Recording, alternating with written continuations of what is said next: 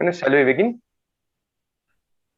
Yes, Soumyajit. I think maybe give it a minute or so more. Okay, maybe one more minute. Yeah, 6:32 we'll start. Yeah. 36, 37 people now. So.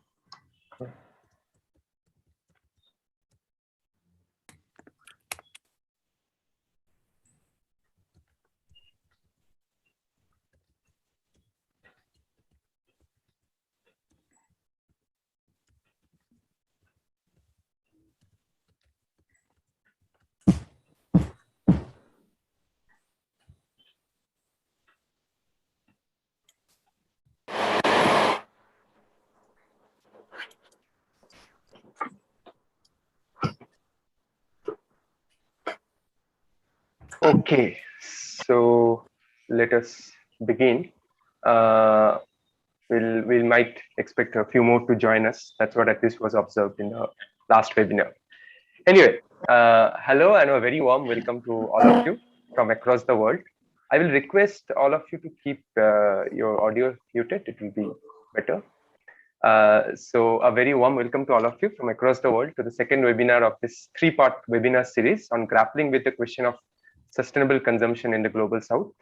I am Soumyajit Bhar, your moderator for the day, and I teach at the intersection of environmental studies and economics at Kriya University, a newly started liberal arts university in the southern part of India. So today's webinar focuses on conceptualizing alternative socio-economic arrangement for the global south.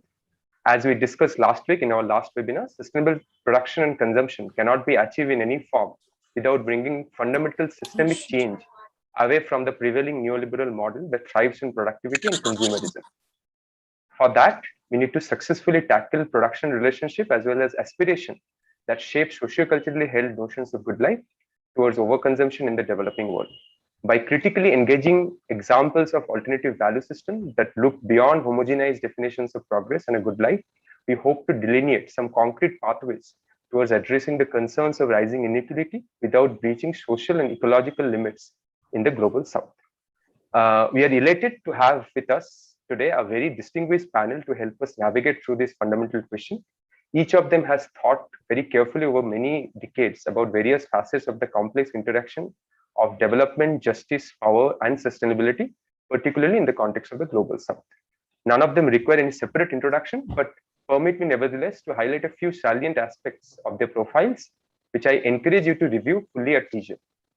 As I introduce them, detailed versions of their profile along with the links to their pages and a few relevant works in the context of this webinar are shared in the chat box. So our first panelist, Dr. Chandra Leila, or also known as Sharad Lele, is an interdisciplinary environmental researcher and currently a distinguished fellow in environmental policy and governance at Ashoka Trust for Research in Ecology and the Environment, Bangalore, India. He is also an adjunct professor at Indian Institute of Science, Education and Research, Pune. His research bridges the natural sciences, economics, political science in understanding the concepts of and pathways to environmentally sustainable and socially just development. He now represents the Global Land Program in the newly formed Future Earth General Assembly and a recent member of the Political Economy Working Group of SCCP-CAN, which also organizing this webinar series.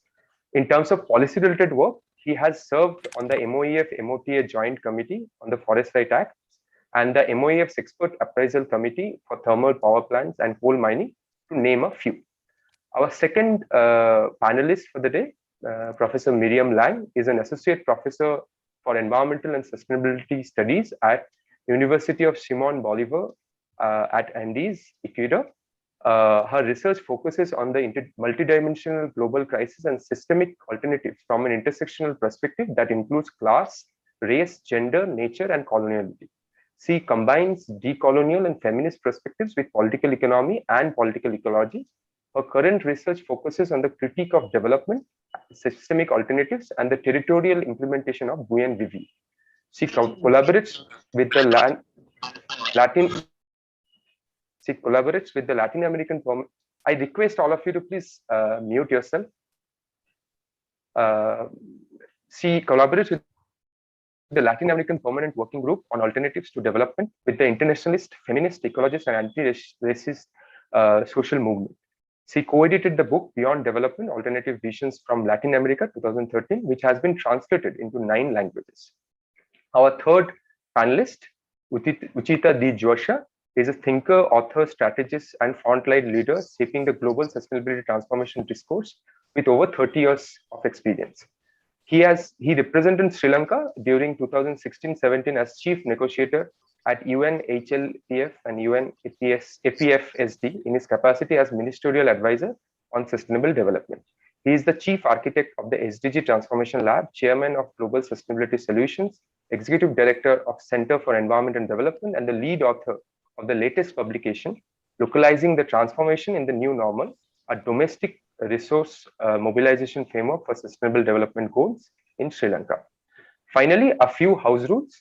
I will soon invite the panelists to make their remarks. Each panelist has 10 minutes to do so. Following this, over the next 30 minutes, we will invite all of you to engage with the panelists with your questions and comments. Please post them in the chat box, or if you prefer to speak your question instead, please raise your hand, unmute yourself, and speak when identified. However, I only request in the interest of time that the question be brief and focused. After this period of interaction, the panelists will share 20 minutes to offer their closing observation on delineating notions of good life beyond consumerism in the global south, and where they can react to the themes they wish to highlight that emerged from the earlier discussion. Finally, I must point out that these webinars are being recorded as well as being live streamed on YouTube, where they will be live for a long time after these live events end. And the subtitle option is enabled. You can see the subtitles at your end if you wish to. There will be a button at the bottom panel on your screen where you will see live transcript option, which you can enable to see the subtitle. I will now then hand it over to Sharad to take the session forward. Sharad. Thank you, Soumyajit, and I hope everybody can hear me. It's a real pleasure to be part of this webinar, and in fact, the webinar series itself. I really enjoyed the first webinar we had last week. All the speakers really highlighted different aspects of the challenge that we are facing in terms of the taking the idea of sustainable consumption and production forward. Soumyajit introduced us by saying, 30 years or many decades of long engagement with this question, but I feel singularly challenged in engaging with this question. And I was trying to think why. And one of the reasons is that for much of my research over the past 30 years or so, I've been working at the sustainable production side of the story, maybe. It is about working on questions of sustainable forest use, sustainable water use in the agricultural sector, or more recently on the question of coal mining and its environmental impacts and the rights of communities that are affected by coal mining. So it's been more on the production side. And in fact, Soumyajit has the credit of pushing me or dragging me towards looking at the question of sustainable consumption through his own work. And that brings me to the first question that was raised in the last webinar, which is why are we even talking about sustainable consumption and production separately?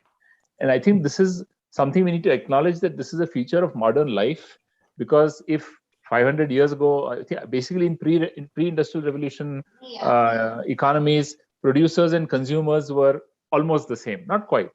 There's still a fair amount of trade happening and so on and so forth, but still probably I would say 70, 80, 90% of production was self-consumed, at least in a local community, so that the environmental implications of one's production and consumption activities were kind of locally visible. But now we have, thanks to the Industrial Revolution, huge distances between production and consumption, both physical as well as in terms of visibility. And I have no idea where my electricity comes from, where my water comes from, where my food comes from, and so on and so forth. So because I'm just an urban consumer and I'm producing something nebulous called adding value to the economy, in the case of a professor of environmental studies, probably adding negative value to the economy. But and therefore I have no idea, that separation of consumption and production is really palpable, and we just need to acknowledge that and maybe go to the root of why it has happened, whether it is completely wrong, whether it's even reversible, or we have to kind of sidestep it somehow and move forward. I also want to say that I'm really looking forward to hearing my co-speakers in this panel speak, because I think they have grappled with this question of transformations, alternative paths of development, maybe even more than I have, and I'm really looking forward to their contributions. The few things that I would like to present to this audience, and it's, I think, a very, shall we say, inside audience. I mean, we have 58 people in the audience. I think all of them probably have engaged with this question of sustainable consumption and production in some way or the other. So it's not so much trying to tell them anything new as maybe organizing some new ideas or ideas in a different way. I think the first point I would like to make is that whenever we use the term sustainable consumption or sustainable production for that matter, and I think we're using this a lot, and that could be a feature of future Earth, I don't know. We need to remember that every statement about sustainability of a particular consumption pattern is tied to assumptions about equity. It's tied to assumptions about distribution of that consumption pattern, right? Because, for instance, if I was allowed to only consume as much as I want, and everybody else was kept at absolute poverty levels, then maybe my extreme consumption is still sustainable because I'm the only person at some ridiculously high level. So what I'm trying to say is that it is the aggregate impact of everybody's consumption that is creating sustainability questions, or at least in a particular ecosystem or in a particular biosphere and so on. And therefore, what is sustainable depends intimately and inextricably on what distribution we assume. And so I think we have to make it very clearly that when we say it's the sustainability of an equitable consumption pattern. Because an inequitable consumption pattern could very well be sustainable in the sense that, as I said, some isolated pockets of affluence, everybody else living in extreme poverty, and you could keep that pattern going for a very long time. So I think it's, unless we are committed to the idea of equity, we cannot point to the issue of unsustainability, because it's inextricably tied to this question of which do I just say my personal consumption should be sustainable, or should I be saying, and this is something I wrote about as back in 91 itself, that sustainability depends on saying that do unto the earth what you would allow others to do unto it also. It's got to be something that is extrapolatable to everybody else. Even if they don't have that pattern of that amount of consumption today, you should be consuming at a level that is potentially extrapolatable to everybody else without destroying the earth or destroying the environment, hurting people in unacceptable ways. So I think the first point is about, we cannot talk about sustainable consumption without having an implicit, and I would like to make an explicit position on equity, which is that a pattern that is extrapolatable to everybody, and then talk about its sustainability. That's point number one. The second point is, why are we talking about sustainable consumption in the global south? I think that's something we should clarify, because it is palpable that the incredible unsustainability of the consumption in the global north is not really being addressed. I mean, there is in academia some fluffy talk about sustainable transformations and all kinds of stuff, but the amount, I think even in academia in the global north, the understanding of the extreme level of unsustainability that exists, when we define unsustainability as a pattern of consumption that cannot be extrapolated to the rest of the world, right? I think there is a limited understanding of how unsustainable that is. So we need to acknowledge that. And we should also acknowledge that, as was pointed out in the last webinar, that much of the elite consumption in the global south is a result of structures which are multinational, cross-national, which are international structures of capitalism and drivers of consumption in a variety of ways that create this kind of a situation in the global south. Also, as Soumyajit's own work has pointed out, if you look at greenhouse gases as an indicator of, or GHG footprint as an indicator of unsustainability, even the top 10% in India, whom we consider as very affluent by Indian standards, really have a carbon footprint which is a third of the average carbon footprint of an American. So one needs to put things in a perspective and say, talking about global sustainable consumption in the South, why are we doing that? And it does not mean a license to not talk about the gross unsustainability of consumption in the North. Having said that, I think we can and must talk about sustainable consumption and sustainable production in the global South, because in addition to the carbon footprint, and often I think today the discussion around sustainability is around the carbon footprint, the consumption in the global South comes at a huge local cost, a huge local environmental cost. And I take my own example that my electricity sitting here in Bangalore is probably coming from a thermal power plant somewhere in central India, which in turn is drawing coal from some tribal, inhabited belt in that part of the country and destroying their lives, polluting rivers, and destroying forests at the same time. And that's the kind of unsustainability that our consumption is creating in our own areas. And I think that's true across the global south, unless you take a very, very small country where then it's probably coming from the neighboring country or some other country in the global south far away. But I think a large part of our consumption is not just GHG emissions, but also all kinds of other material requirements that come from our region, which is destroying lives and livelihoods and the environment in the global south. And so I think it's from that perspective that it is more fruitful to talk about sustainable consumption and production in the global south as being necessary to as an environmental justice question in the global south, within the global south, right? And it's not so much about are we driving global climate change? I think that's the less important a question. And the bigger question is, are we destroying the lives and livelihoods and environment of our neighbors or our own countrymen in this part of the world? So, and that's in the form of displacement, air pollution, resource loss, all kinds of things, right? And that's increasingly being documented. And I think Soumyajit's work is also one of the attempts to try to document the local or regional environmental cost of the consumption of the elite within the global south. And I think much more on that front needs to be done. My third point is that we've got to define or push the idea of sustainable consumption. As I said, by including the idea of equity. Without that, we are nowhere, absolutely nowhere. But also with the idea of individual well-being, right? The idea that it is, so this idea was first introduced to me by Theodore Roszak way back in, I think, 95, he talked about, or 94, he talked about his book, Eco-Psychology, where he was saying that, look, we are guilt-tripping people into reducing consumption by saying your consumption is either hurting somebody today, which is environmental injustice, or jeopardizing the lives of future generations, which is unsustainability. But really, these are guilt-tripping ways of trying to get people to change. And can we think of, in addition to these problems, the idea that high consumption is bad for you? And we have to come up with a vocabulary of healthy living, which I think, so that we have environmental justice, we have environmental sustainability, but we also have the idea of healthy living, that we should reduce consumption because that is a healthier way to live.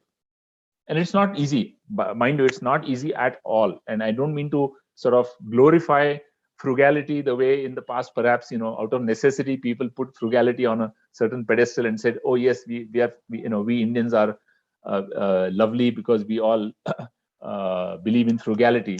It might have been a frugality out of necessity, not really a voluntary adoption of a frugal sort of way of living. So I think we need to really think of new ways of making the idea of sustainable consumption as part of the idea of well-being, of individual well-being, not just the idea of a just society and a sustainable society, but also the idea of individual well-being. And at the same time, and that's my fourth point, which is that we cannot hope to solve the entire problem by focusing on individual consumption or individual consumption habits or individual preferences and tastes and changing them or tweaking them and so on. And the reason is because I see around me in the city of Bangalore, for instance, a whole new wave of, for example, architects and real estate developers who are selling the idea of green living. And they're selling the idea of green living to an urban elite, which is, in a sense, hungry for something different from just the conventional notion of lavish living. So they are being sold this idea of eco-friendly living, eco-friendly lifestyle, green living. But if you look at what they're selling, they're talking about 3,000 square feet houses. They're talking about, massive open spaces in a city which is choking for space, and so on and so forth. So it's completely oblivious to the idea of equity, right? It's an island of green living, so-called green living. It doesn't even look at sustainable production. It's only looking at a green lifestyle in a very local context, not even sustainable consumption, because it doesn't talk about your carbon footprint to get you all the stuff there. It's just that you can walk locally to the shop maybe instead of having to drive as an American suburbia. So I think this the idea of changing individual lifestyles or individual lifestyle goals has limitations, and that's because we haven't really changed both the hegemonic structure of the ideas and the material structures of capitalism and so on, which we need to come back to. And so I just want to end with a couple of thoughts on how do we reclaim both the vocabulary and some of the space, shall we say the physical or political space. On the vocabulary side, last year we had a very interesting set of webinar series that my organization organized with the Ecological Society in another part of the country on this question. And we had this first session on what kind of an economy do we want, and through which we tried to communicate to a much wider audience, not a sort of this insider audience, but a much wider audience, that we need to move away from the idea of GDP towards the idea of well-being, indicators of well-being rather than GDP for a society at a societal level. So changing the discourse, so GDP versus well-being, I think that's one shift we all need to make. And this is not anything new for this audience. I think this was also discussed in the last webinar. Maybe changing the language from economy to society, constantly pulling up, this, when somebody talks about the economy, they're talking about this mythical thing where people behave like rational economic persons, which doesn't exist. It's a social construct, and it's a construct embedded within a society, which says it's, for instance, okay to pursue profit at the cost of the health of your laborers, or okay to pursue profit at the cost of the environment, or at the cost of your own family, and so on. So I think constantly bringing the discussion back to what kind of a society we want, not just what kind of an economy we want, but constantly saying, well, this is part of a discussion of what kind of society we want. Therefore, not talking, for example, that governments set goals for GDP, for economic growth, or health of the economy, and for jobs, right? Governments then measure their performance from jobs created. And I think shifting the rhetoric from jobs to livelihoods, that's something really, really important, because I think jobs are still a construct in the context of an economy where you are at the mercy of capital. So then, you start looking for some jobs as a way to keep all those people who have been deprived of productive capital themselves kind of getting some form of employment and a basic income to survive. And change the discourse from capital around money. I think changing the discourse around money. So in our school textbooks in economics, I remember we were talked about what is money. Money as a medium of exchange, money as a store of value, money. But actually, money today is the form of capital which is supposed to generate more return. Money is not just a medium of exchange. Money is not just a store of value that I can hang on to my labor value, accumulate it, and use it when I'm pensioned off and I'm not productive anymore. It's not just that. It's actually that I have the right to invest and get more return on that money. So how do we actually reclaim that discourse and say, I don't have a God-given right to expect a return on my money if my money is just a stored version of my labor value, right? It's something that we need to reclaim through a change in rhetoric. And I think at the other end, we need to change the ability to consume by focusing on the rights of the people at whose expense the production is happening. Since in the global south, there is a lot of production that is happening, which is consumed by the elite. For example, in the Indian context, the reason I'm working on the Forest Rights Act is because that might be one small way in which to enable forest dwelling communities to say no to mining, to say no to the construction of big dams that will submerge their forests.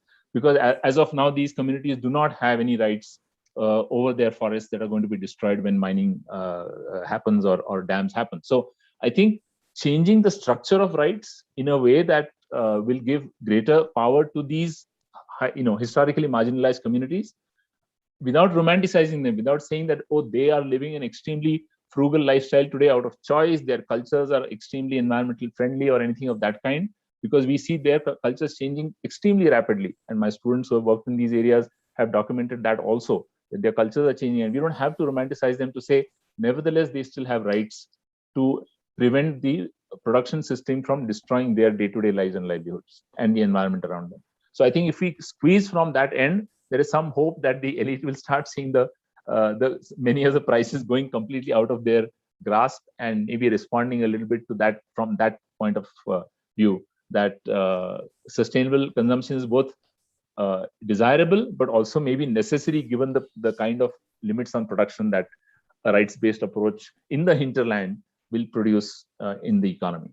Thanks a lot. Thank you, Sharad, for this very well articulated opening remark. So I think I will call upon Miriam Lang to take the discussion forward.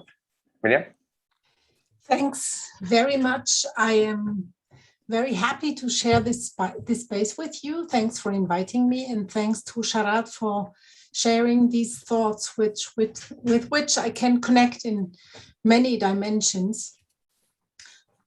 I especially appreciate this to be a South-South exchange, and I think we need much more spaces of this kind. So thanks for taking the initiative. I also, like Sharad a bit at the end, find it difficult to address the questions that you state about sustainable consumption without introducing a broader perspective on the capitalist world economy as a system of production and consumption, which is dependent on economic growth. This growth imperative, founded on the paradigm of productivism in the global north, has a sort of equivalent, I think, in the development paradigm when it comes to the global south. And to understand the shift toward unsustainable consumption in the south, I think it's necessary to have a closer look at this development paradigm and its various functions it has had within this capitalist world system. First of all, I would say that historically, it was a strategy to maintain the global system of appropriation of cheap labor and nature in the global south, once colonialism had been outruled as an option after World War II. This brought about a shift in geopolitical, geo-economic, and geo-epistemic discourse, which resulted in a sort of huge humiliation. The so-called Age of Development, inaugurated by US President Truman in 1949, labeled 2/3 of the world's population by then as underdeveloped and categorized them as poor, imposing a Western capitalist set of values centered around income and internationally convertible money. This way, their own ways of organizing society, their specific forms of market and exchange, their ways of understanding the world and framing human well-being were simply cancelled. Sets of values which were centered around the logics of reciprocity, which recognized the importance of the quality of relations, not only between humans, but also with all species on which the reproduction of human life was depending. Systems of value which did not consider humans as superior to nature, but as part of it, were violently marginalized by this categorization as poor. One example is the Buen Vivir or Sumak Kausai set of values, which is practiced by indigenous societies and the Andes and part of the Amazon. For example, here in Ecuador, where I am speaking from. So as a path to recover the dignity that just had been stripped of them, the solution that was offered to all these people was the promise of development. And we all know that this promise largely remained unachieved. And where it has come true for a small proportion of the population in the global south, it has been at the cost of scandalous levels of inequality and environmental destruction. The imaginary of development focuses on a specific, historically exceptional period. After World War II, in certain countries, mainly of the global north, economic growth actually did stabilize capitalist societies by facilitating distribution and material participation. It reduced class conflicts and made welfare democracies possible. Now, this is still the horizon, the imaginary of desire, the experience on which we ground today, the affirmation that GDP growth supposedly equates social well-being. Development discourse promised to generalize this experience around the globe, although it had been achieved at the expense of large parts of the global south.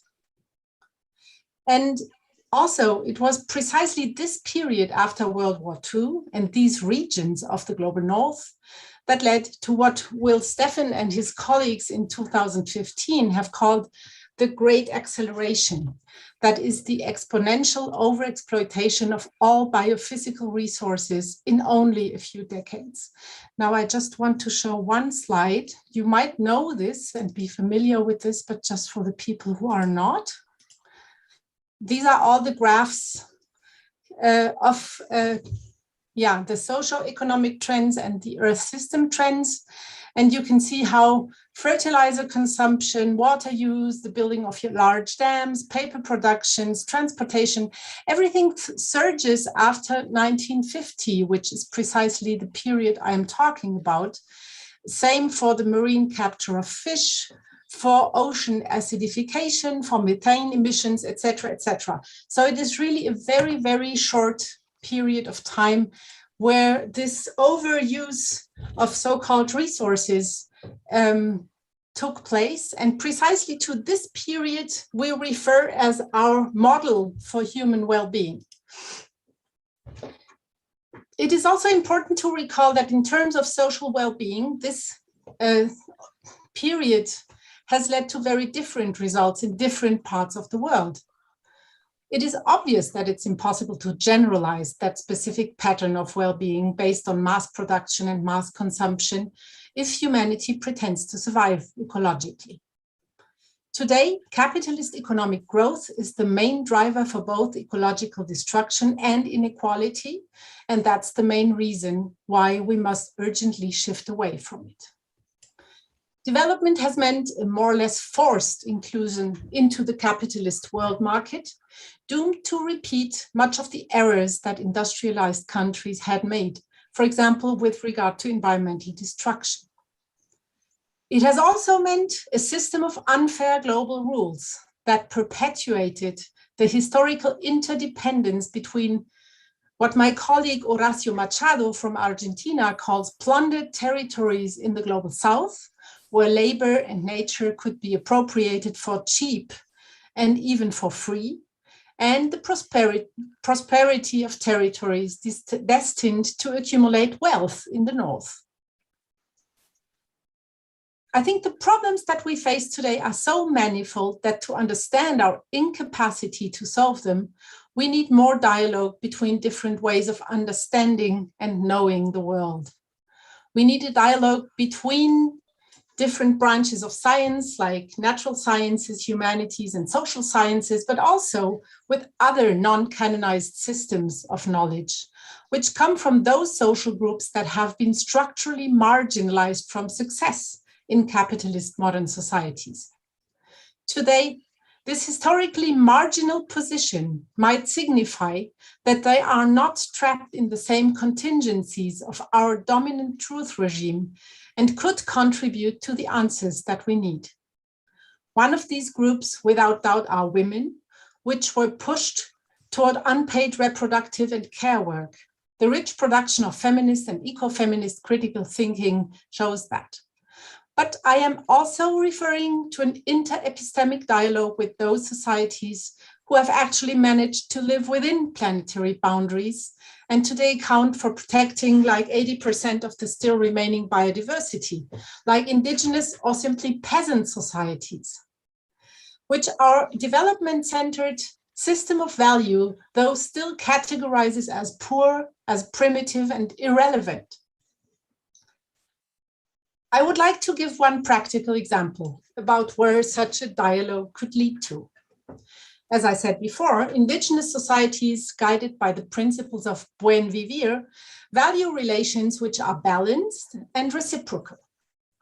Many such societies have developed concrete mechanisms to deactivate excessive accumulation of wealth and power because it threatens the collective reproduction of life in their communities.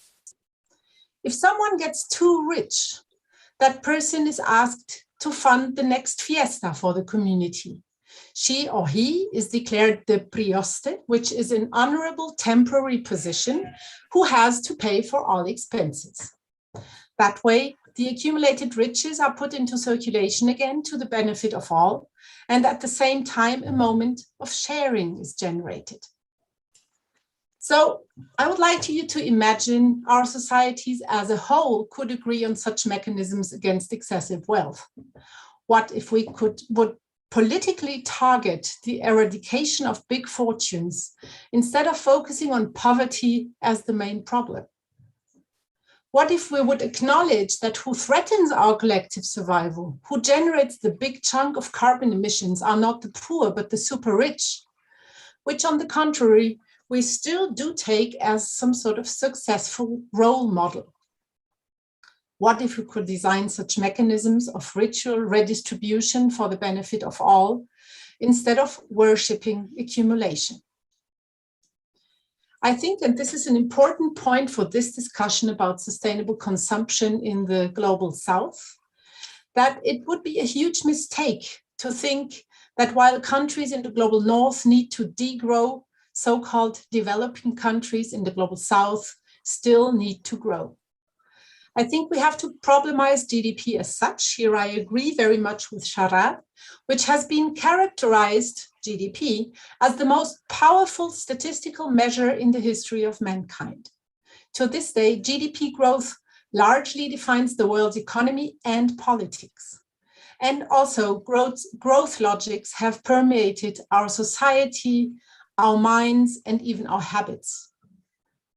But indeed, abstract economic growth as reflected in GDP is not generating human well-being anywhere in the world. It is primarily generating profit, which is increasingly unequally distributed. And inequality is actually one main driver for low levels of subjective well-being. Macroeconomic growth serves the interests of capital and not those of concrete place-based communities. So, to conclude, instead of being compelled to increase the number of produced goods and services in a given period and to consume them, compelled to do that in a general and abstract manner in order to comply with this fetish of GDP growth, I think that each society should have the chance to self-determine collectively which goods and services it really needs to produce and consume and which not.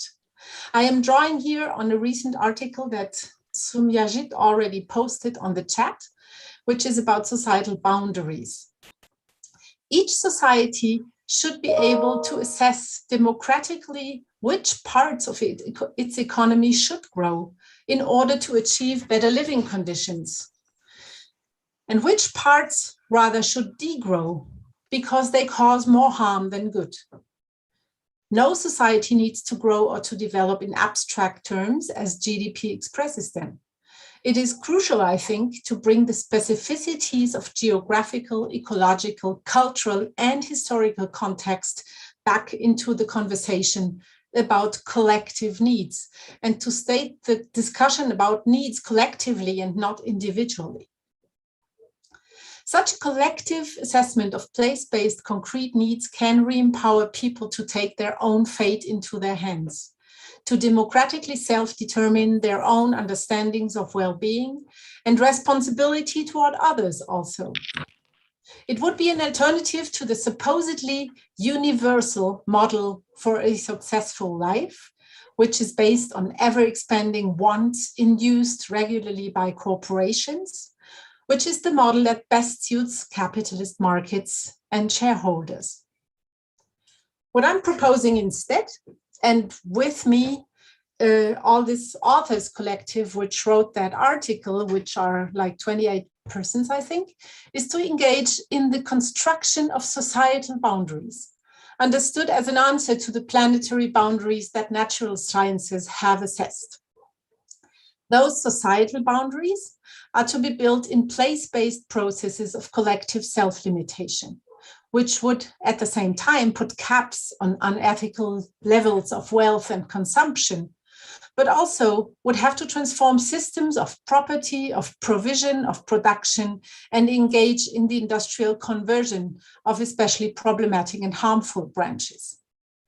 And this implies different kinds of paradigm shifts. One is to shift from understanding the world as bounded to seeing it as principally abundant, as long as we limit ourselves collectively to make space for others. The other paradigm shift is from understanding freedom as the freedom of individual consumer choice, this freedom to acquire private property for myself, toward a notion of freedom, which is, as Karl Polanyi so nicely put that, freedom not only for the few, but for all, in a perspective of global social justice. And the third and last paradigm shift, which should be a shift from enshrining private property as it is now dominantly as the most important of all rights, toward underlining the importance of something that we coin as the right to not live at the expense of others in today's complicated times, the right to not live at the expense of others. This would also implicate to strengthen social and communitarian property over individual property, which in turn would lead to decommodify our systems of provision, generating more commons, which are not distributed through markets and consumption, but, for example, through collective usufruct. So I think it's very difficult to focus only on consumption if we don't embed it in those more systemic dynamics. Thanks. That's it from me. Thank you, Miriam, for again like nuancing the discussion. We'll go to our third panelist, Uchita. Okay, thank you, Soumyajit.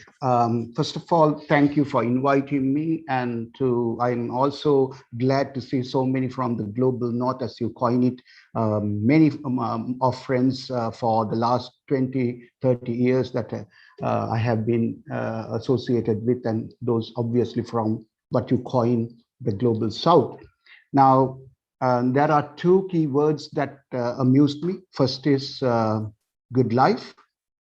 And most interestingly, after a very long time, when you frame it and context it as a global south, geographically south, yes, but after a long time, I hear the word global south, and it means that we are still in a very fragmented world order, and we are trying to devise strategies for a better life in a very fragmented manner. Now, I tend to find it a little difficult to comprehend that whether the world has evolved in, are we still in the global north and global south divisioning, or are there other landscapes that has evolved in the world, not just geopolitically, not just trade, not just the financing, not just the wars, not just the apartheid, but also in consumption and production systems? And are there other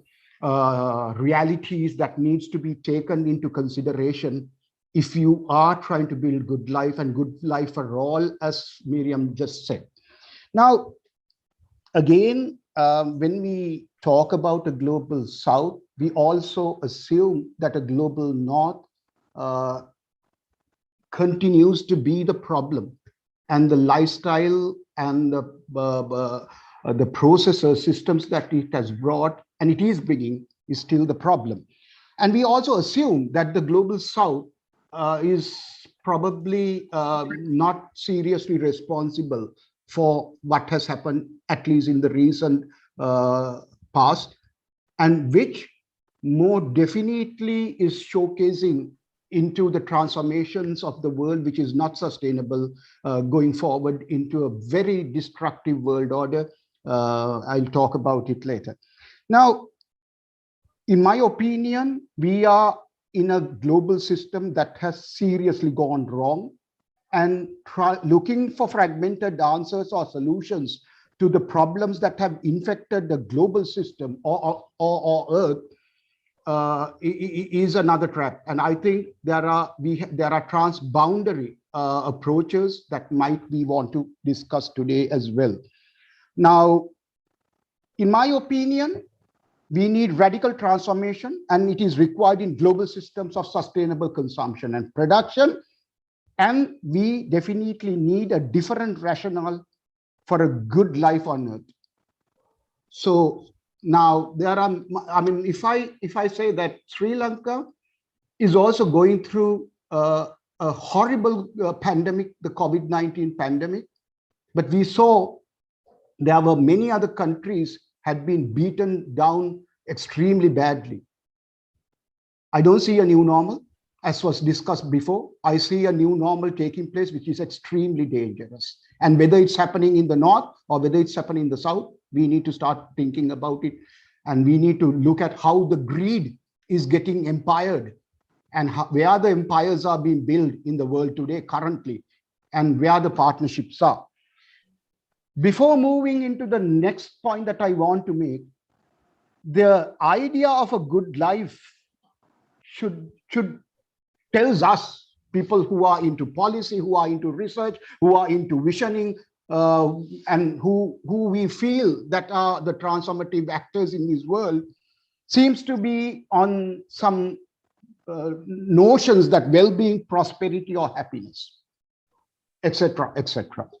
The second premise is that we believe that the moment that you talk about a good life, it should also enhance sustainability, resilience, sufficiency, so on and so forth on it. Now, the problem is that we are in a very different context whether these things are possible. The 2030 Agenda for Sustainable Development calls us for a transformation, not just transitioning through small tinkering around, a full transformation. But it is not helping. The SDGs, if you look at it very deeply, it is not meant for a full recalibration of the systems. It is about looking at small areas and trying to tinker them around. Probably when there are the interlinkages, you try to give it with a lot of balancing acts that you want to make, and they call it trade-offs.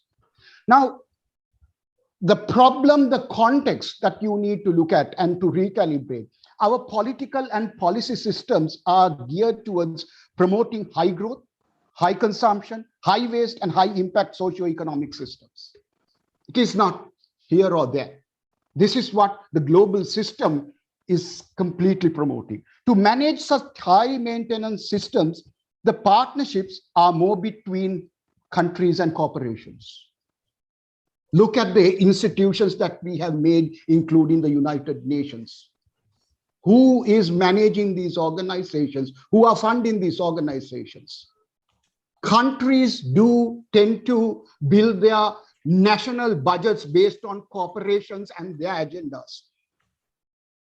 And then those come to what is called the global south that you're calling, and they build partnerships vice versa.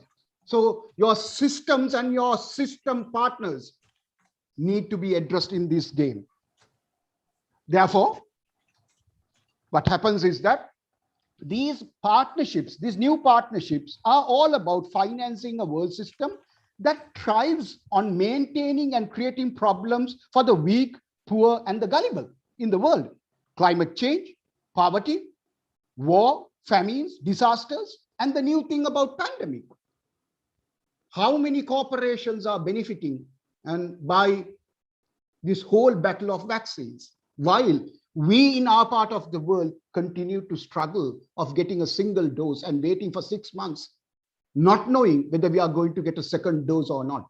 This is not about a single dose or second dose. This is about whether we can live another few months on Earth.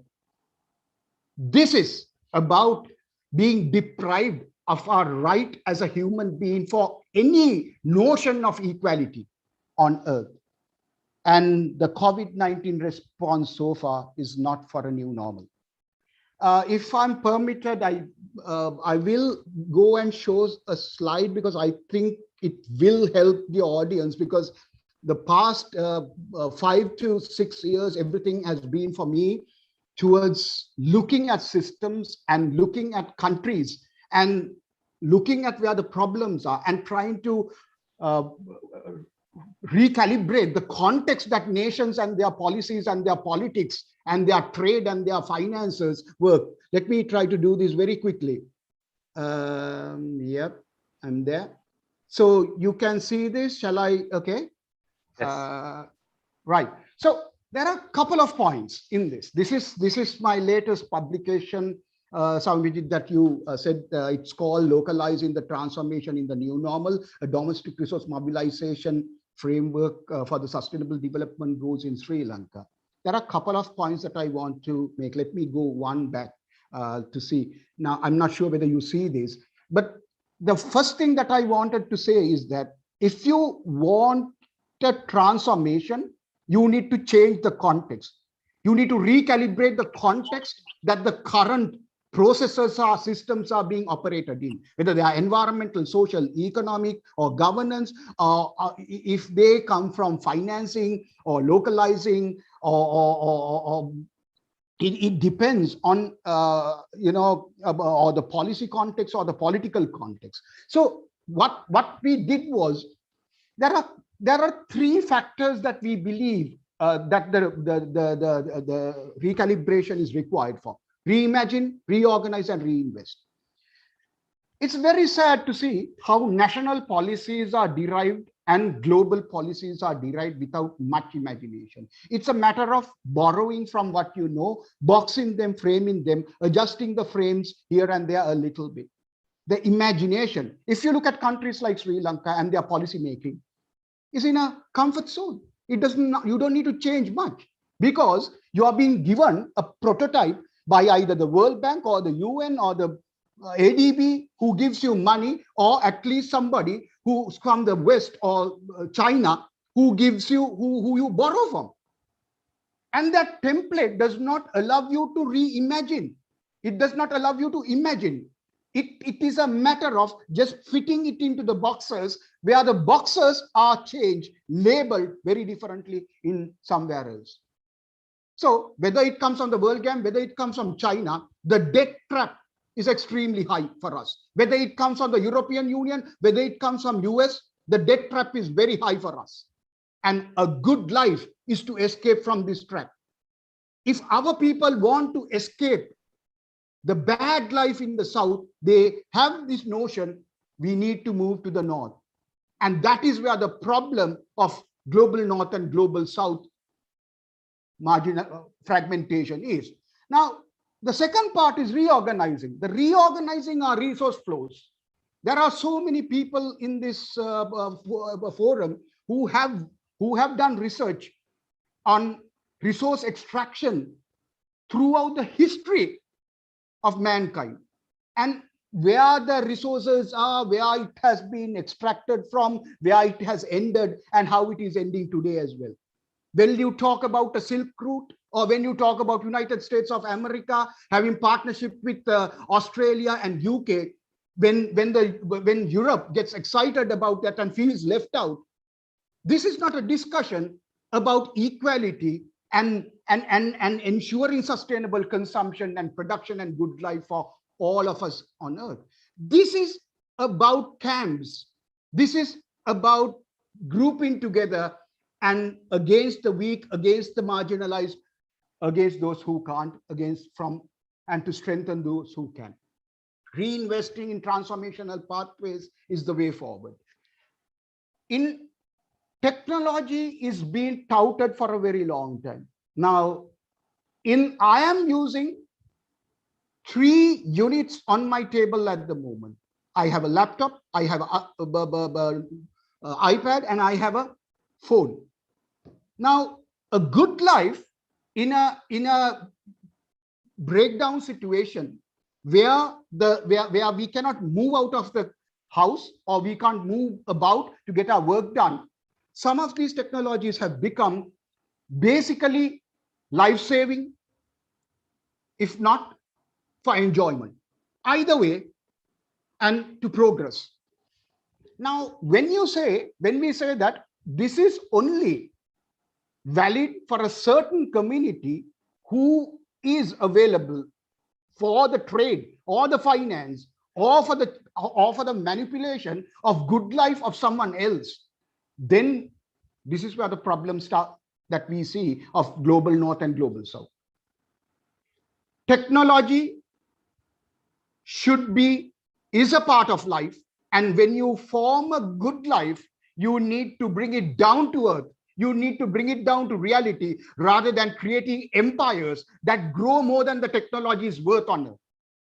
I'm not going to name corporations, but people have been created as massive martyrs on earth and celebrated, while some people who have suffered, who have committed their lives throughout to maintain a very small or a non-existent ecological footprint on earth.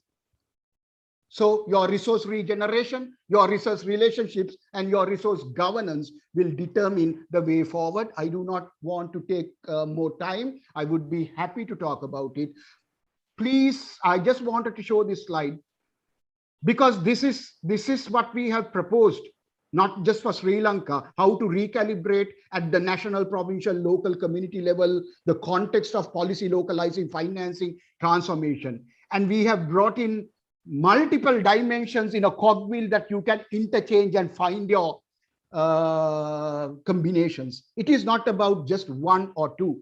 It is about how these combinations work best together and how does it create level playing field and how does it create transformation, not for just a few organizations, not for a few countries, whether they are in the global north or whether they are in the global south. So thank you so much for the opportunity. Thank you, Uchita, for highlighting certain few other aspects which were kind of slightly more made the discussion much more broader. So I have many questions, as Sharad also mentioned. This is precisely falls in my current research as well as my PhD research, but I'll obviously hold on to those and I'll give the participants the first option to shoot questions. So if anyone has question, you may raise hand or you can post it on the chat box and I will try to moderate them as and when it comes.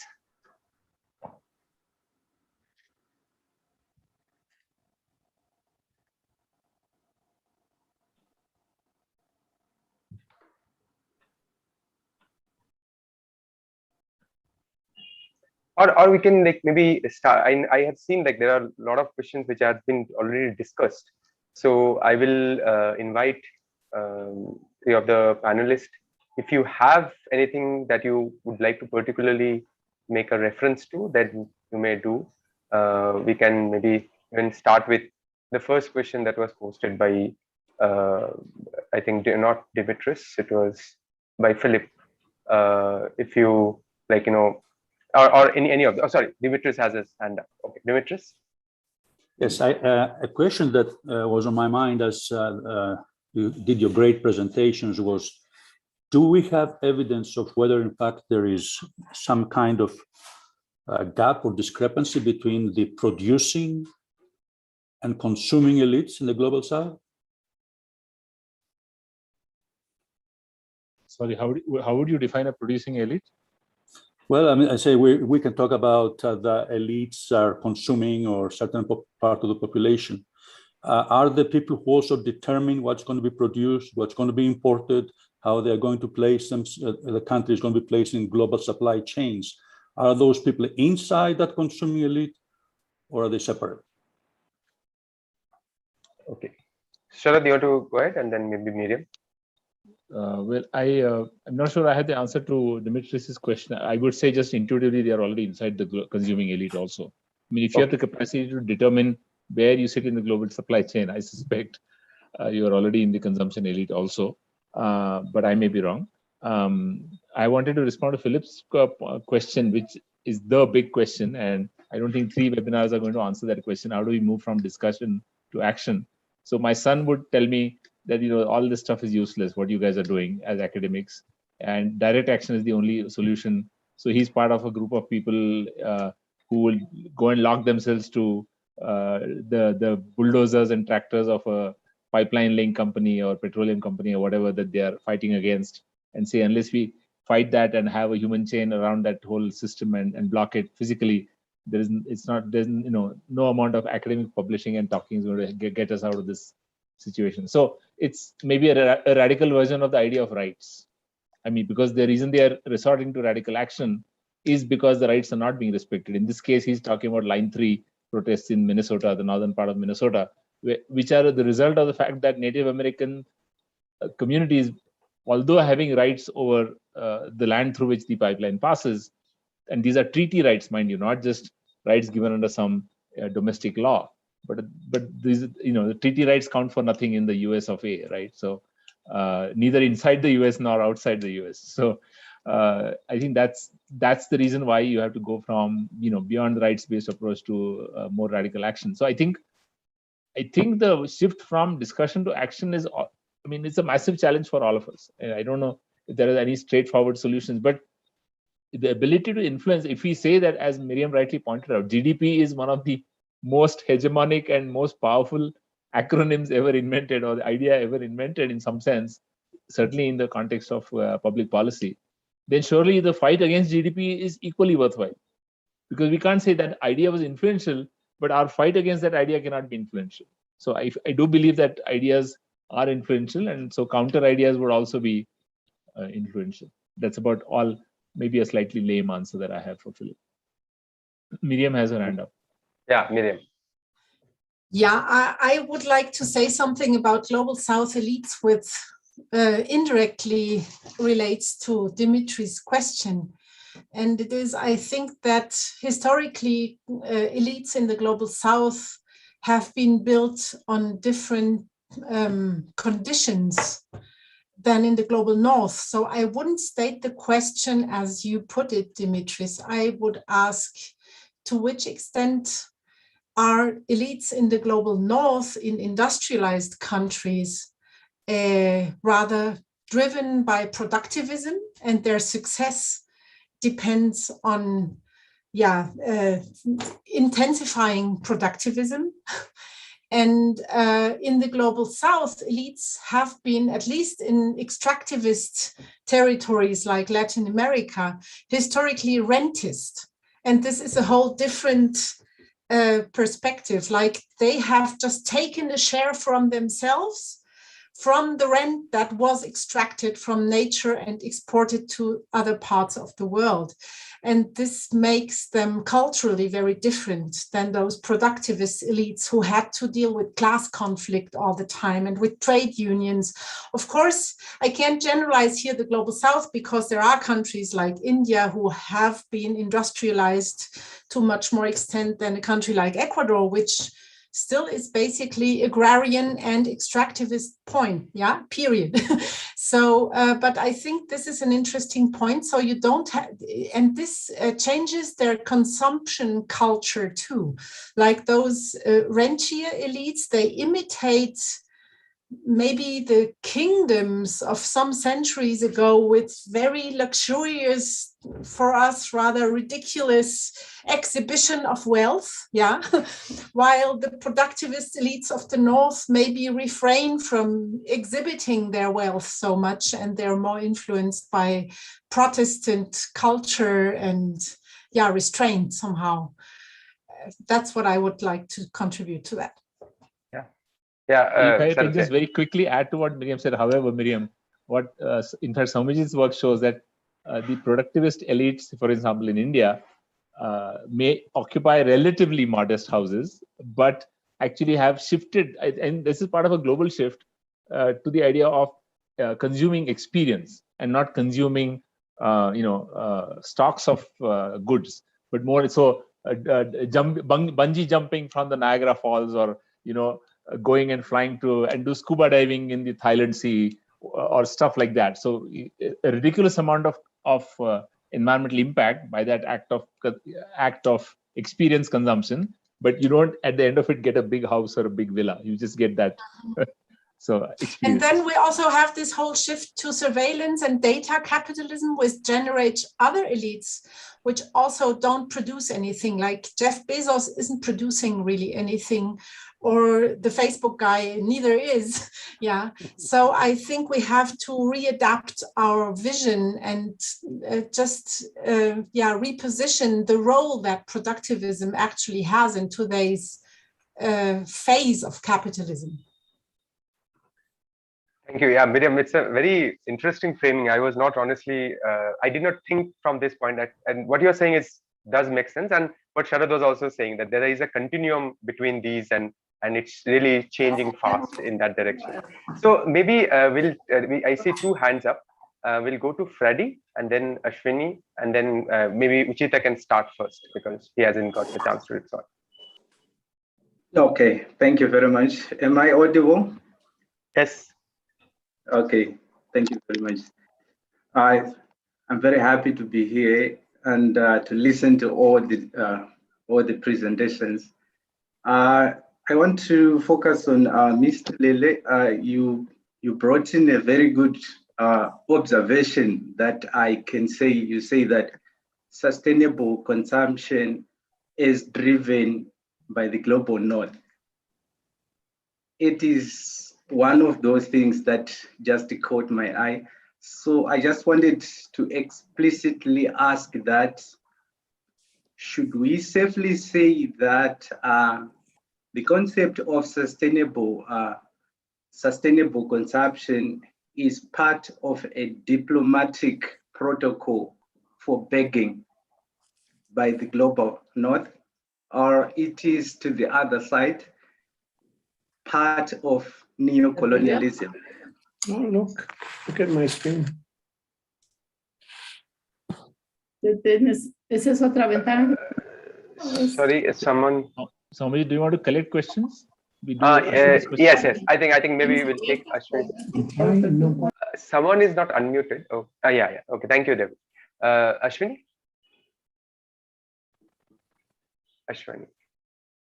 can you hear me? Yes, I can. I was muted. I had to get to the button. Sorry. So I have a curiosity question. By way of context, I'm a professor of sustainability in New Jersey in the United States of America.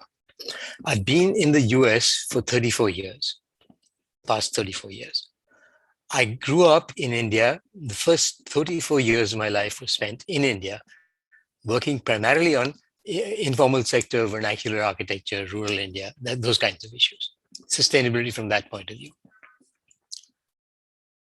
Today, when I teach my students, I talk about wealth inequality in America, and I talk about the 1% and the extent to which the 1% control wealth and hence power in the North.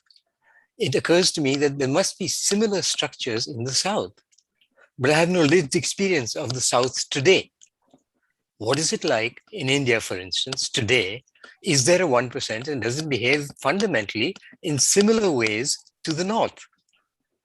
Are we saying the same lopsided distribution of wealth? The reason I ask this is because it seems to me that whoever has the money has the power to change the world because they have the voice. Lobbying power counts for a lot. Advertising counts for a lot. I'll stop there. Great. Maybe we'll go start with Uchita and then we'll come to any of the panelists. Hi, Ashwani. Good to see you after a long time. And in fact, when I saw this and I knew that you would come in and someone who has moved from the global south to the global north. Ashwani, this is what I was talking about, whether the context of the world and whether the system management and the system manipulation is the same kind of West and East that was initially the battle, and whether the global South and global North is the real problem of the world. To me, I think serious shifts have happened based on greed, based on the greed for political power, based on the greed for economic power, and to retain a power balance sided to keeping certain orders going in the world. Now, the problem is that in the global South, that it's called, has always been this global North, whether they are servicing the global North or whether they are actually a global North within the South is another problem. Now, say there have been consumption cultures in our part of the world a lot as well throughout history. Large mansions, tamashas, festivals, right? You talk about it in a very short period of time, how you consume a lot while there's a lot of other people just waiting to be fed day in, day out for their, just not 2 meals, just a meal a day. Now, if you walk in the streets of certain cities in the world And if you then don't see it in the window shoppings and the alleys that you walk in the main cities, and you go interiors to see how much of a struggle that some of the communities in the north goes through, is because exactly what you said, this 1% who controls everything. Now, this 1% has their partners in our part of the world, Ashwani. Whether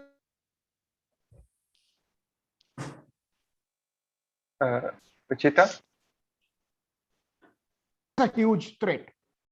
Now, you can categorize the top 5 or top 10 or top 100 billionaires in the world and put few of them from China, few of them from India, and then, keep on balancing US and all of them. But then those who travel in a small country like Sri Lanka using helicopters, having their private helipads, and then traveling in their own jets to do their deals in China, in India, in USA, in Europe, is a reality. They are the system designers and the managers. Some of the designers are somewhere else. Look at some of the constitutions in different parts of the world, how they are being designed to ensure that a part of the world and part of the world's that community continues to thrive on earth.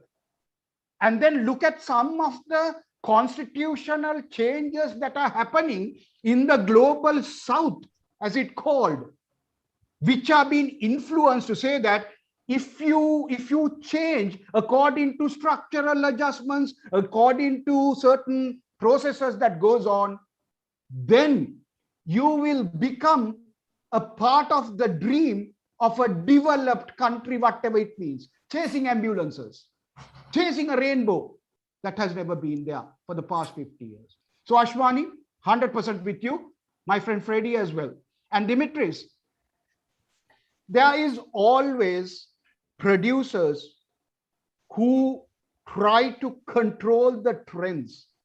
The issue is not whether they are living or showing off their Mercedes or their BMWs or their Rolls Royce. It is about how they create this imaginary world of everybody can own a Rolls Royce. That is what everybody says. You look at what all the IT companies have done. They basically give you crap that falls off within a couple of years, and they don't extend the software after some time. In Sri Lanka, there was a brand called Cecil Fridge. Its branding was, you use it for this generation. When your daughter gets married, give it to her, part of your dowry, and they will preserve it to the grandchildren. A multinational company comes, takes it over, that's the end of that thing. So a fridge needs to be brought in 1 year, that's the warranty period, and you need to go and buy. So it's global trade. If China can continue to produce cheap crap and distribute it world order, and America can produce similar crap for a higher price with a little bit of value addition, it is not about promoting good life. It is not promoting equality. Thank you. Okay, great. Thank you, Uchita, for the remark. So Miriam has her hand up. So maybe Miriam, you can respond to Friday's question, Ashwini's question, as well as there is a great question by Manisha, yes, which also you can respond. Yeah. That's what I would like to do, to respond to Freddie and to Manisha also. To Freddie, I do think that the concept of sustainable consumption has its limits, because it's still individual, like semantically individualizes responsibilities. Yeah, it invisibilizes the structural conditions that channel so-called consumer freedom and consumer choice. And so for me, it's a strategy to elude the structural transformations that we need in the world. For example, if I live in some rural place, as I actually do, and there is no public transport to get to my workplace, I have to use a private car. And this is not my choice, but I am living unsustainably and consuming unsustainably.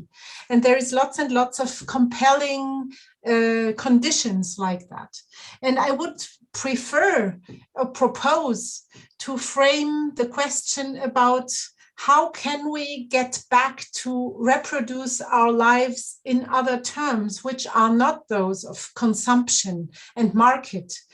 This is why I raised the question of provision of goods and of distributions by other means, and the question of commoning.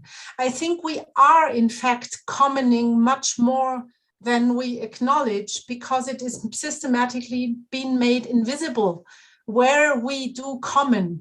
And so the direction should be, how can we increasingly decommodify parts of our daily lives and get back to barter exchanges, to local systems of provisioning, and get out of capitalist markets instead of moving in within these markets in a so-called sustainable way. So I think there is an important question to ask. And to Manisha, I very much agree with your perspective that that the challenge we are facing is not only about policies, it is in fact cultural, it is pedagogic, it is epistemic. And one of the main challenges that we face is to make alternatives visible in this world and to allow people to experience them in a sort of prefigurative way, like to foster embodied experience of how another life could feel like, so that they can see that being able to buy in a supermarket where you can afford, you can find basically everything at all times doesn't make you happier than living in maybe in an urban building where you know all your neighbors and you can have moments of sharing with your neighbors. You are not individualized. It is not totally anonymous, and so bring back what I talked about before, the quality of relations as a central feature of well-being, and all those effective and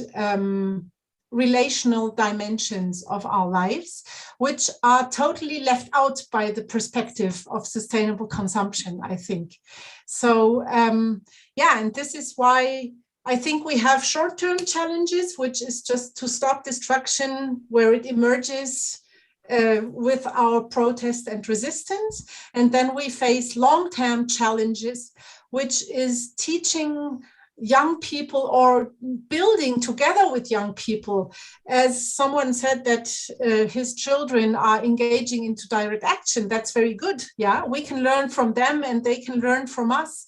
And we can build and rebuild these communitarian bonds that have been stripped from us through this individualizing culture that capitalism brought about. Thank you. I'll go to Sharad and then come to Uchita.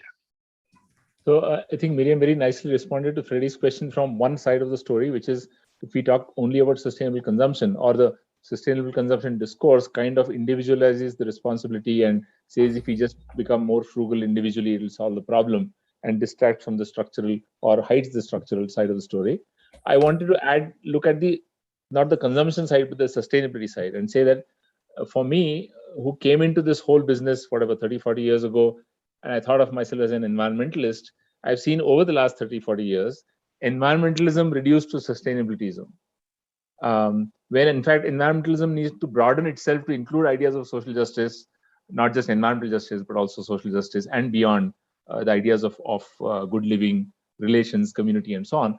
But it's actually been narrowed down to think that the environmental problem is a sustainability problem. And so what sustainable consumption to me does is to say, well, you can't, this level of consumption or this type of consumption is bad because you can't keep doing it forever. And it is trying to motivate you to do something in order to enable you to continue doing that in the future and allow your future generations to continue doing that. And I think that's also the limitation of the idea of sustainability, which makes it very appealing, unlike ideas of environmental justice, because it appeals to, at some level, still a certain amount of selfishness. It says, when we say, consume enough that future generations can also consume the same amount, people are intuitively thinking about their own future generations. They're not thinking laterally about the entire world or community and their levels of consumption. They're only thinking about their future generations. And I think this reduction of environmentalism to sustainabilityism is also part of the problem. That's why I said, because what is sustainable consumption is not just about about me. It is about what my consumption is doing to others today. It's not just about climate change going into the future. It's about direct impacts on communities who face my polluted water or are displaced by the coal mining that I'm then consuming. So I think a direct broadening the idea of environmentalism is absolutely, or rebroadening, I would say. It was a broader idea, but re-encompassing environmentalism and not allowing it to be narrowed down to sustainabilityism is part of the reason why I think we should, whenever we talk about sustainable consumption, we should think in this broader sense and not allow it to be kind of narrowed and hijacked in certain ways. Uchita? Yeah, interesting. I just wanted to follow up on the very interesting chat post that Manisha had posted, plus Miriam's response to it. And now I also take the thread from Sharad as well. There are a couple of points I would like to make based on the commons and the dwindling acceptance or the hiding of the commons under different guises. I mean, if you recall the slide that I showed, there were three parts that I showed: resource governance, resource relationships, and resource regeneration. Now, the resource relationships in our part of the world particularly continues to be without the boundaries till the law, the enactments, the constitution, the institutional architecture for governance comes and controls it. Why? It wants to not just control people, it wants to take control of resources. And the best way to control the resources is to control lifestyles. Not just livelihoods, lifestyles. Lifestyles that has been based on sharing, caring, continue still. If you walk through the lives of not just our part of the world, anywhere in the world, in places that still has that kind of sense of freedom, genuinity. Now, the context from where Sharad also was talking about, I just wrote down from the matrix that I showed you, the framework: mindfulness, sufficiency, and subsidiarity. Just three words that I picked up and to show how much interrelated they are. European governments or the policymakers or the political architects who coin mainly subsidiarity would go in the whole idea that people who can make their own decisions at the smallest community level, organized level, must be facilitated by the center, which means again that there is a center which is very powerful and they must help and facilitate that. The idea that indigenous people have just lived on their own and made their own decisions, that local communities have lived and had extremely negative ecological footprints and regenerating their ecosystems, then you need to put it into boxes, cage them. Simply because there are a couple of things. Nation states and the world economic system does not understand the concept of sufficiency. Sufficiency does not just derive from just having whatever only you have. It is about a notion that you are mindful that of what you need, and if you have an extra, that you share. And the others know that if someone else needs, you share. Sufficiency is a concept that you're not going to write in theses. You need to couple it with other concepts like mindfulness.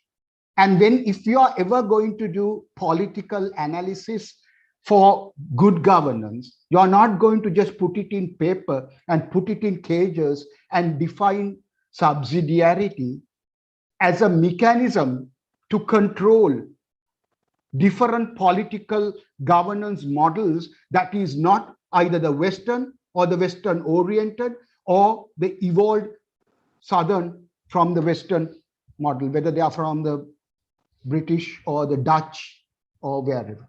So the consumption process and the production process both have extremely close linkages to the systems managers who are not the systems thinkers of the world.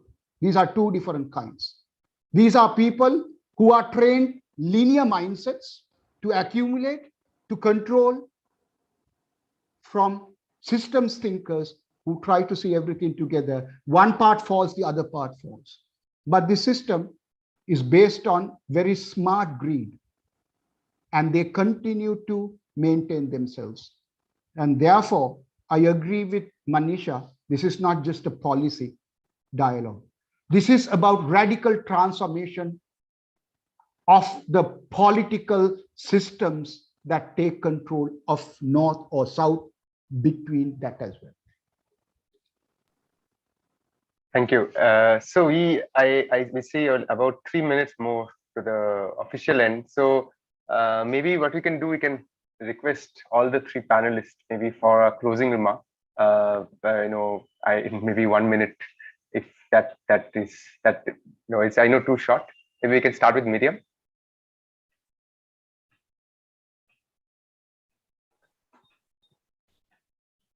Miriam, I think you are muted. Sorry. Now you can hear me, right? I would like to make 3 points. The one is what I just put in the chat, just say it out loud again. I think we should not idealize communities and just have a vision of how cozy they would be. And I think community building is a rather pragmatic process around certain aspects of the reproduction of life.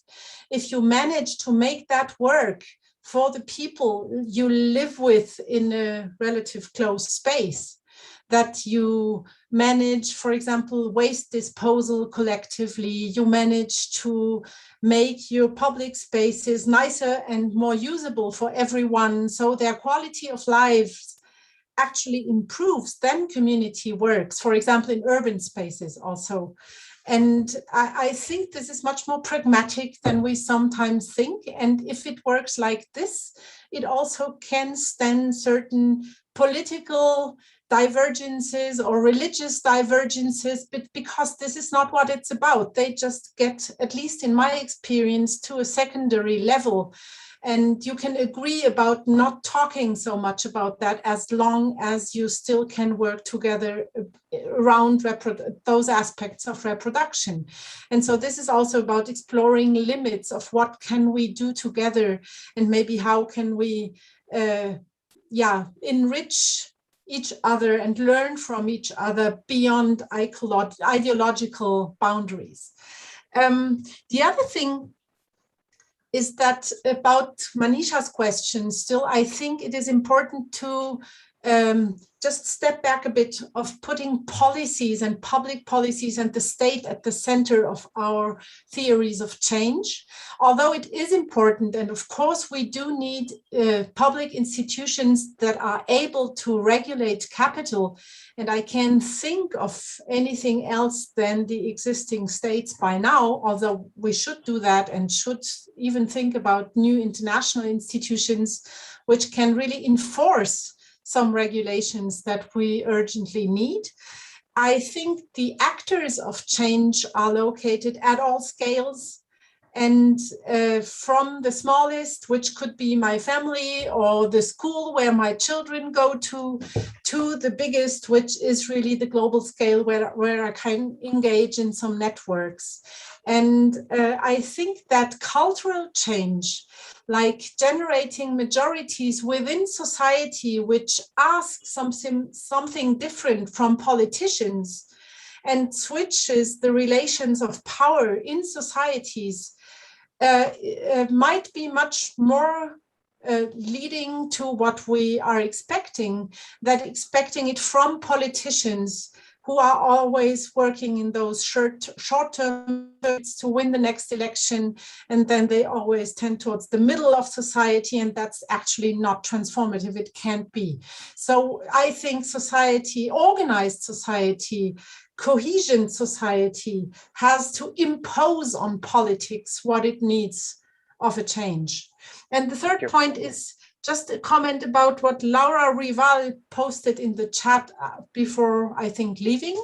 And this is the huge importance of acknowledging when we talk about consumption, what this whole so-called non-material economy causes in terms of consumption and waste of energy and even material waste. I recently read an article about that each Bitcoin transaction, Miriam, one transaction generates so much waste, not in terms of only energy consumption, which we all know, but hardware waste, as if we would throw away with each transaction 2 iPhones to the bin. Yeah, and this is really thrilling, and I think we have no consciousness about that. And it is such an important point of our pandemic lives now, the whole virtual world, that we have to grapple with this in some way. Thanks. That's it from me. Thank you, Miriam. I'll request the other two speakers to maintain to the time. We have already overshoot. Sharad? So yeah, and I think there is another speaker after us to talk about the journal, I think, right? So yes. So I think Miriam has done a great job of summarizing many of the issues. So I will just add 2 things. I think a lot of this question of what is our theory of change depends upon where we sit. And I think if I were sitting in Ecuador, my theory of change might be different from if I was sitting in India. And my sense is that in India, one of perhaps the area that I would like to focus on the most is democratization, because I think although we are notionally a democratic country and have elections regularly and so on, for the size of the country, we are deeply undemocratic. And I think that has a huge consequence for people's ability to organize locally, even in urban areas and certainly in rural areas, to have control over their lives and their environment. So I think that's just one point. I think the challenges are of political centralization, economic capitalism, cultural homogenization. All of these are challenges. In the Indian context, perhaps I would put political centralization and the need to fight that and work towards deep democracy as the biggest or the most urgent. I want to leave the audience with a troubling thought that's been troubling me for a while, which is that while we do need to focus a lot on the economic structure of capitalism, I think we need to also, I personally see it as having co-evolved with the Industrial Revolution, which marks a dramatic shift in technology, from technologies that were by and large dependent on renewable resources for energy and on biological resources for materials, to technologies that have, because of the Industrial Revolution, been able to tap into fossil fuels dramatically, and through that energy surplus, create a whole system, abiotic system of transport, consumption. Now I think food is perhaps the only biotic element left in our whole lifestyle. Everything else is pretty much housing, transport, everything else is pretty much abiotic. And I think we would do a disservice if we didn't recognize this point, that it's not capitalism which drove this shift in technologies. This shift in technologies has created a certain amount of surplus, which capitalist systems are much faster to appropriate in the sense. But the surplus is much bigger in a fossil-based economy as compared to, let us say, a renewable resource-based economy to begin with. The EOREI is much higher, for instance. And so keeping that in mind, and keeping the fact that when I go to a tribal area today in India, nobody is saying that I don't want electricity, right? And electricity has not been part of traditional cultures anywhere in the world. It is a modern, technology over the last 100, 200 years. But nobody is saying no to electricity. Of course, they would probably like more control on how that electricity is produced or distributed and made available and at what cost and at whose environmental cost and so on. But I just want to leave this thought that it's been bothering me a lot that we are in a new world, which has unleashed the power of technology. And I think unless we grapple with this question of how do we regain control over technology without becoming draconian, without talking about all aspirations as being the product of capitalism, I think it's a challenge that we need to confront. Thank you. Thank you, Sharad. Uchita? Yeah, very simple thought on after 1.5 hours of discussion and 30 years plus in this discoursing, how hard it is to context what good life means. And what good life means to me in Sri Lanka is not good life what means to someone in India or Ecuador. And the same, it is not for someone in Europe or US or anywhere else.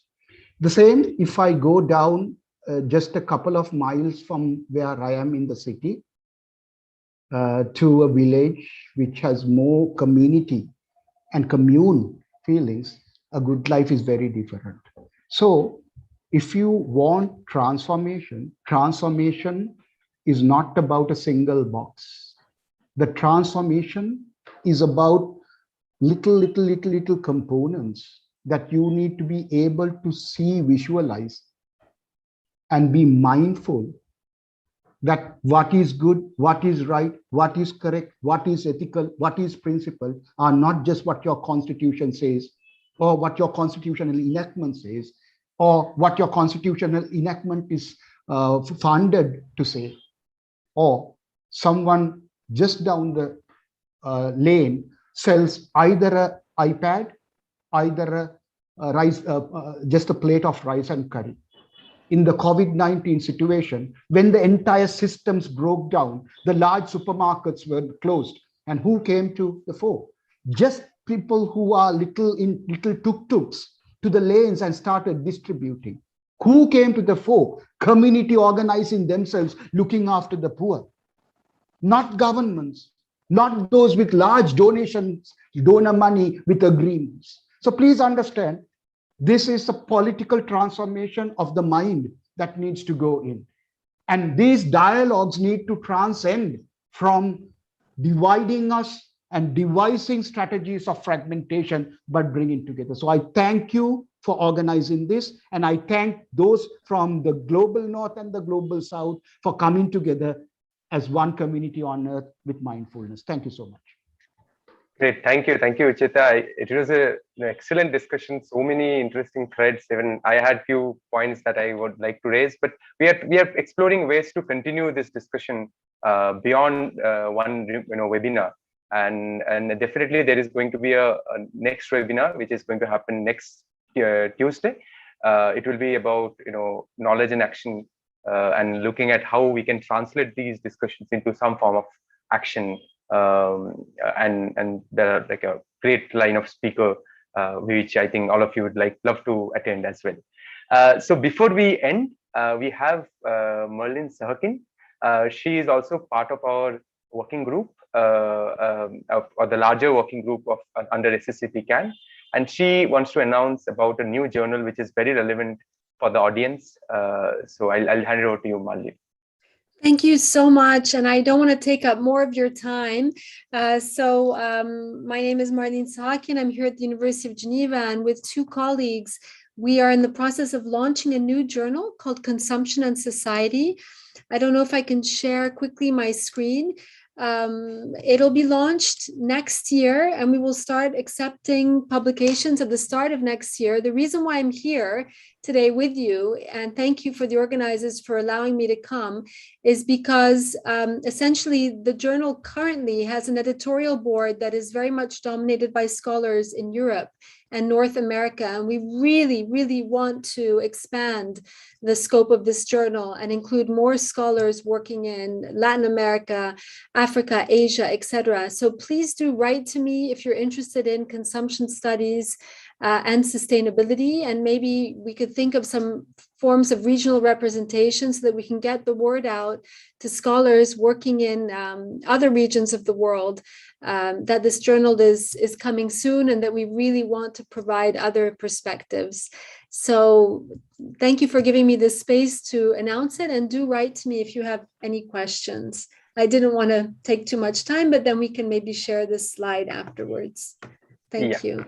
Thank you, Merlin. So just a final announcement, all of you will receive the link to the recording and also the chat that I think contains a lot of, important discussions, and you can refer to that. If you have any questions to the panelists, feel free to write to any of us, either Manu or me, and we will direct it to the panelists for continuing the further discussion. Hopefully we'll remain in touch and we'll try to continue this dialogue forward. And thank you again. Thank you, Sharad. Thank you, Miriam. Thank you, Uchita, for accepting our request. And it was really indeed a great session. And I personally enjoyed thoroughly, and looking forward to the next webinar next week. With that, good day, good night, wherever you are. Bye. Thanks a lot. Have a good day or night. Miriam. Thank you, Miriam. Thank you, Sharad. Thank you, and Uchita. Yeah. Thanks, everyone. Fantastic. Very well done.